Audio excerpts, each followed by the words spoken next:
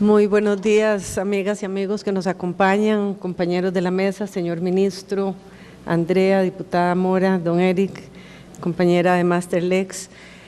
Yo inicio también mis palabras felicitando a Eric Briones por el extraordinario trabajo que ha desarrollado y que nos ha presentado hoy, y que debo decirles a ustedes fue una inspiración para mí cuando llegué al Ministerio de Trabajo hace un par de años, y conversando con él y con las compañeras y compañeros que en ese momento me acompañaban, y que por aquí veo a algunos, y de manera especial a Eugenio Solano, que fue una persona que estuvo siempre a la par mía dándome su consejo, constituyó una trayectoria que hoy culmina con la presentación y con la tramitación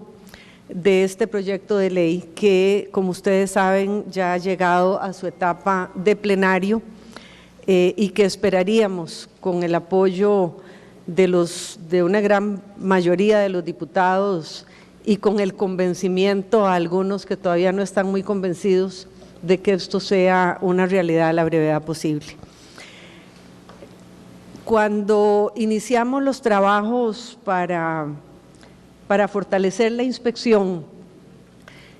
le solicitamos a la OIT que nos ayudara a descubrir o a poner en blanco y negro algunas cosas que sospechábamos, pero que no teníamos en blanco y negro. Y recuerdo,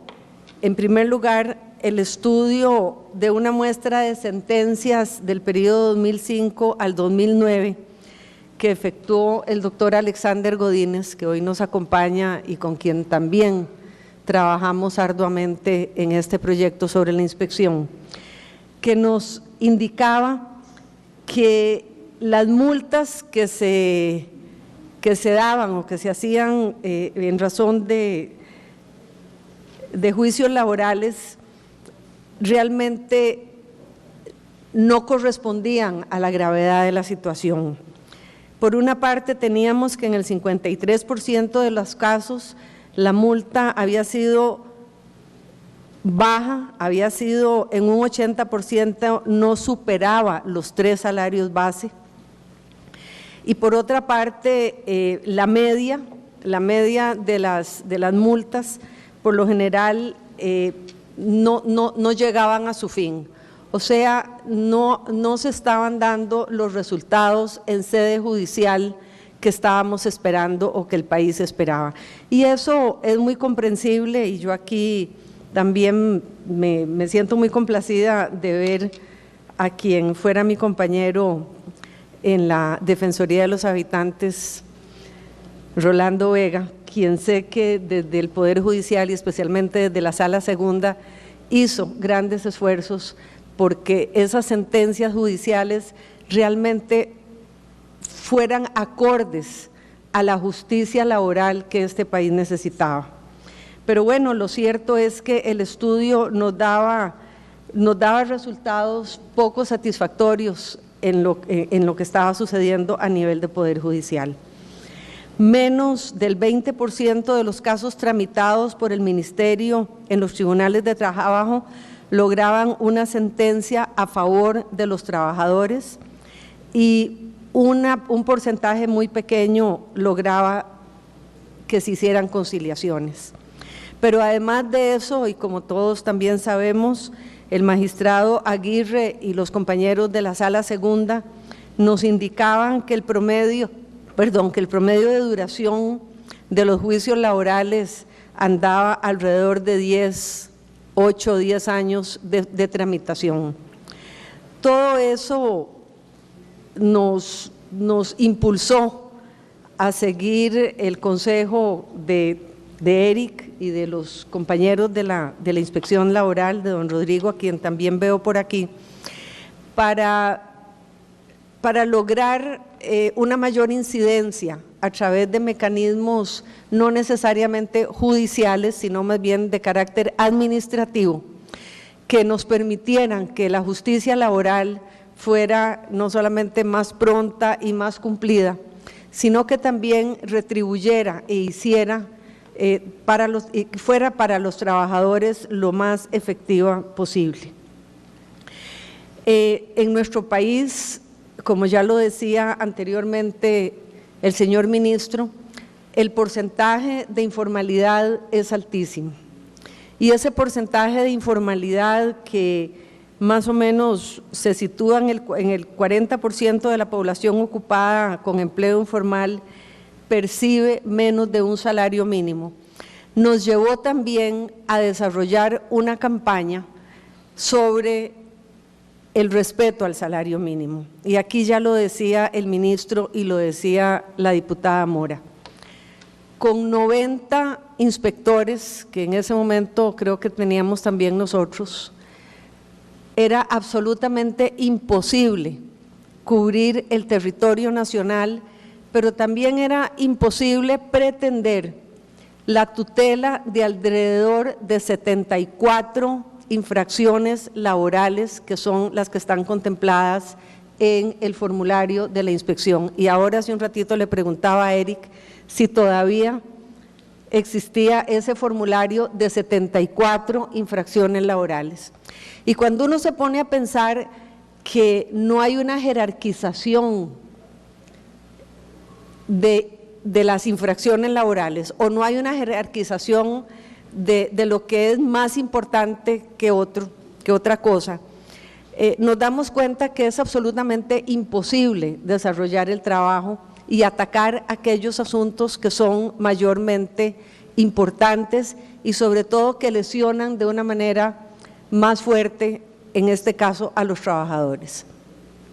Yo espero que en los próximos días y posiblemente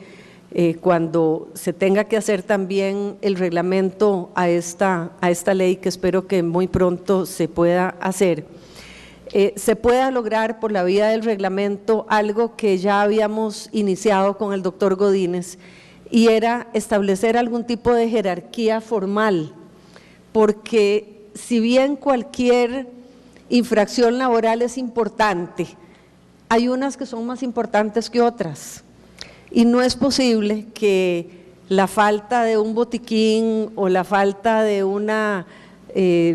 rampa, que sé que son cosas importantísimas,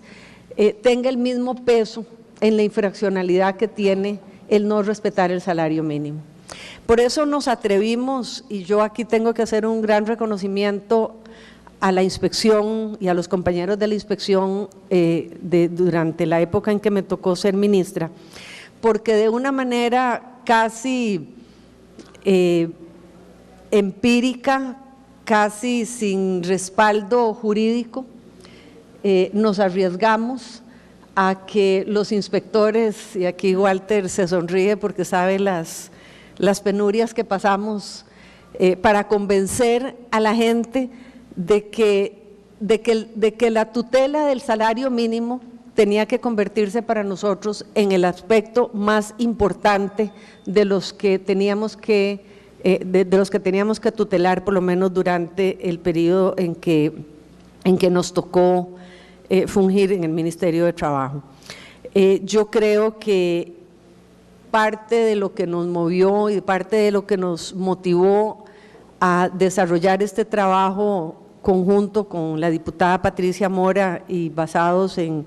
mucho de lo que habíamos aprendido en el ministerio y a mucho de lo que Eric nos había expuesto en su libro, tuvo que ver con esa necesidad de buscar mecanismos más ágiles, de buscar mecanismos de mayor selección sobre las prioridades. Ningún ministro de Trabajo, ningún cuerpo de inspectores podrá llevar adelante bien su trabajo y tutelar los derechos más importantes si no se logra ser más expedito y si no se logra de alguna manera jerarquizar en aquellas cosas que lesionan más a los trabajadores. De ahí que además de pretender explicar un poquito las razones que dieron origen a este proyecto de ley,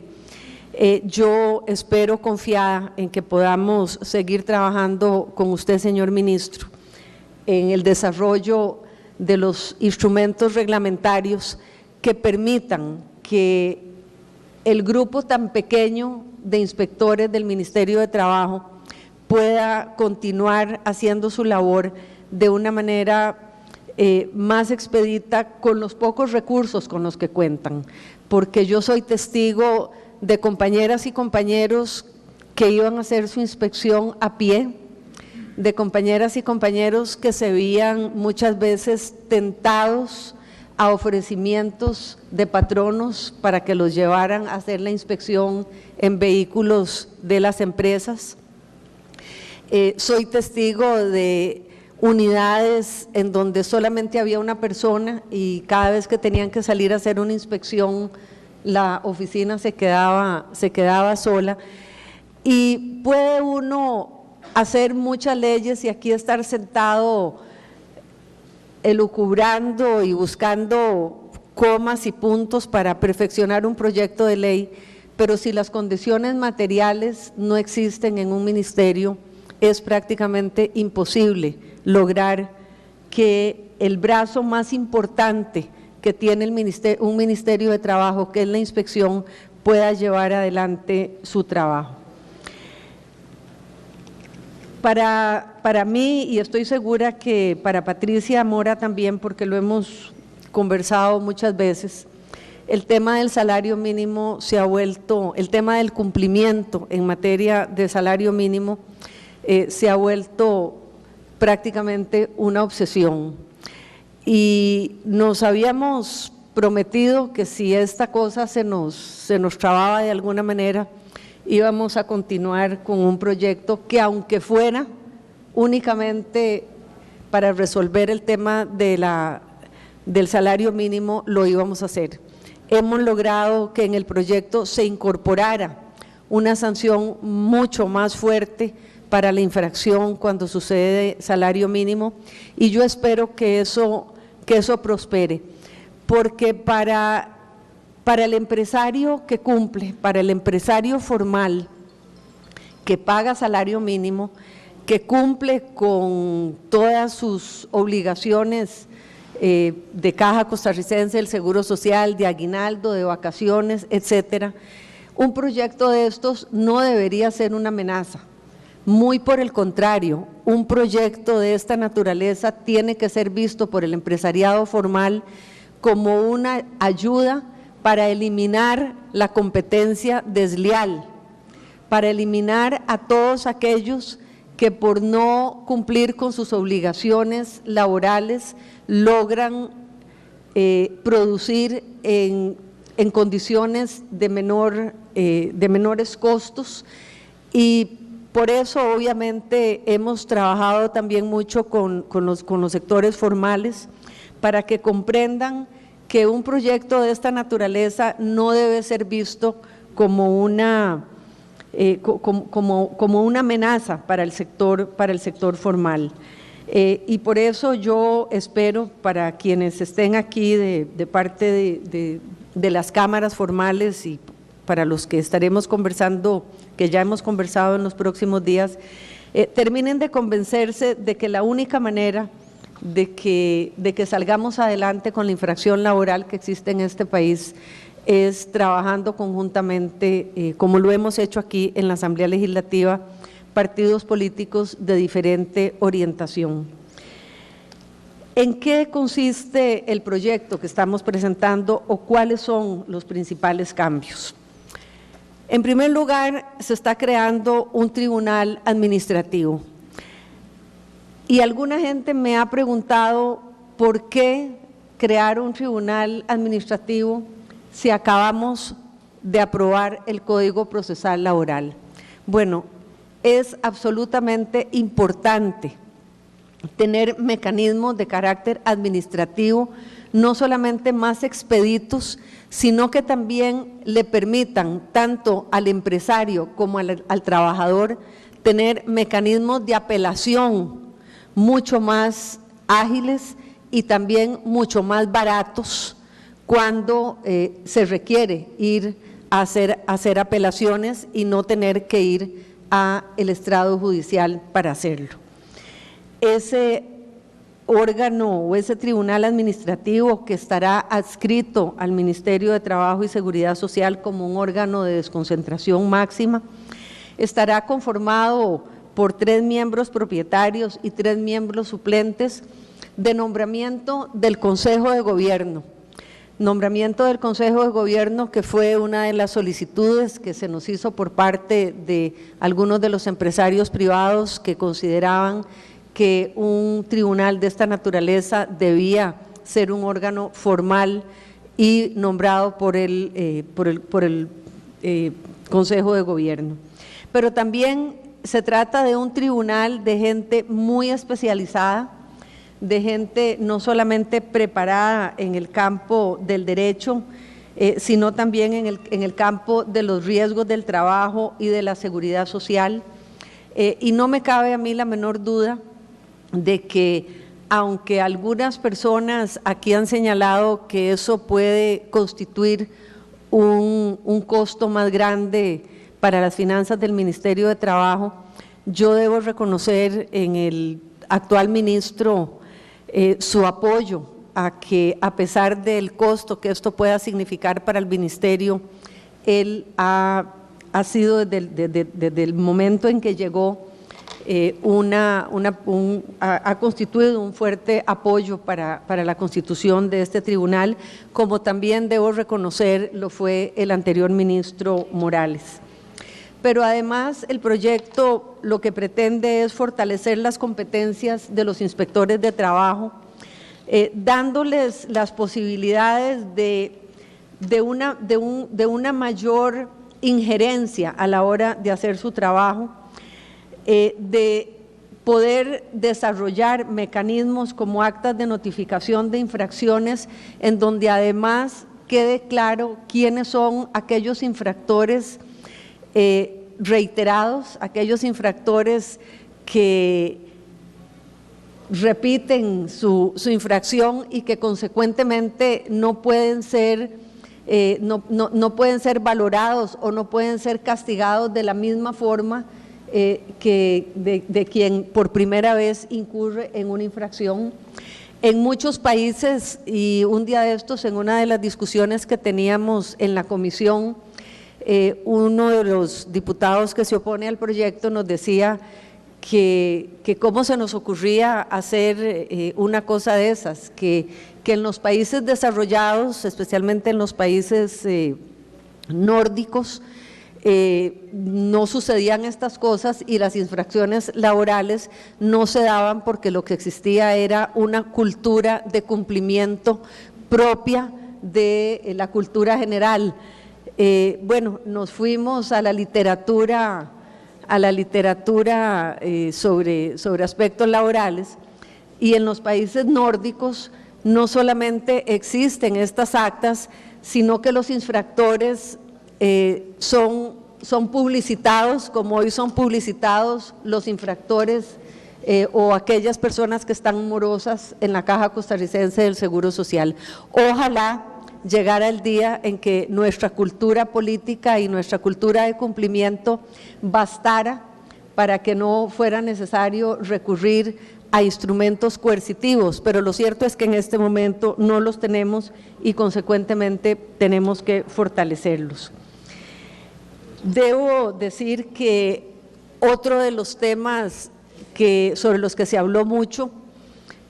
fue el que no se interrumpiera el ciclo inspectivo. Mucha gente reclama que el ciclo inspectivo a veces se interrumpe por injerencia de algunas personas, y aunque yo aquí debo reconocer la mística y la honradez con que conocí a mis compañeros de la inspección, también se generaron algunas dudas sobre la probidad de quienes desarrollan esta tarea. Y entonces uno de los aspectos que se introdujo en el proyecto fue el que, una vez iniciado el ciclo inspectivo, no se podía parar de ninguna manera hasta que eso se terminara. Y me parece que eso es una garantía no solamente para el inspector, sino también para el empleador, que sabrá que una notificación o un acta que se ha levantado por una infracción tendrá que ser justificada hasta llegar a su final para determinar si había caso o no había caso. Pero además debo decir que hay ciertos aspectos interesantes que tienen que ver con aquellas órdenes de hacer y aquellas órdenes de no hacer. Porque en materia de inspección hay cosas que constituyen una infracción porque no se hacen. No se hace un botiquín, no se hace una rampa, no se hace una construcción, un baño, y para esos aspectos se le da al empresario, en este caso, un tiempo prudencial para que corrija su falta y se contempla, de acuerdo con la gravedad de la falta, el tiempo prudencial para que la corrija. Pero también hay una serie de infracciones que tienen que ver con hacer, y esas infracciones tienen que ver con aquellas cosas incorrectas que se hacen y que no se pueden tolerar desde el primer momento, y la más importante de ellas es el no pago del salario mínimo. Eso no se corrige en un mes, eso no se corrige en una semana, y quien no paga salario mínimo no tendrá la oportunidad de una segunda visita en la cual pueda demostrar que se ha corregido el problema, sino que desde una primera oportunidad el inspector tendrá la capacidad y la obligación de levantar el acta y imponer la multa. Y yo, si alguien me preguntara qué es lo que más me entusiasma de este proyecto, es la posibilidad de que nuestros inspectores puedan entonces tutelar el pago del salario mínimo con mayores capacidades de sanción. Eso va también para trabajo infantil y eso va también para mujer embarazada. Porque una cosa es no poder hacer una estructura física, porque a veces no se tienen los recursos, o no poder tener todas las condiciones de esas 74 infracciones de las que yo les hablaba anteriormente, pero otra es sabiendo que en este país se tiene que cumplir con el salario mínimo, o sabiendo que no puede haber trabajo infantil, o sabiendo que se tiene que respetar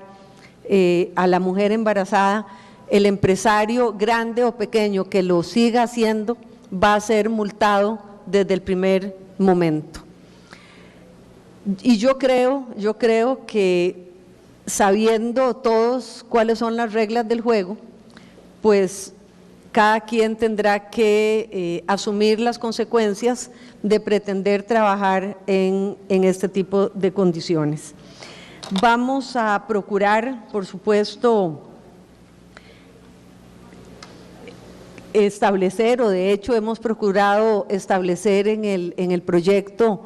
que cada uno de los levantamientos sobre infraccionalidad que se hagan tienen que tener la prueba calificada.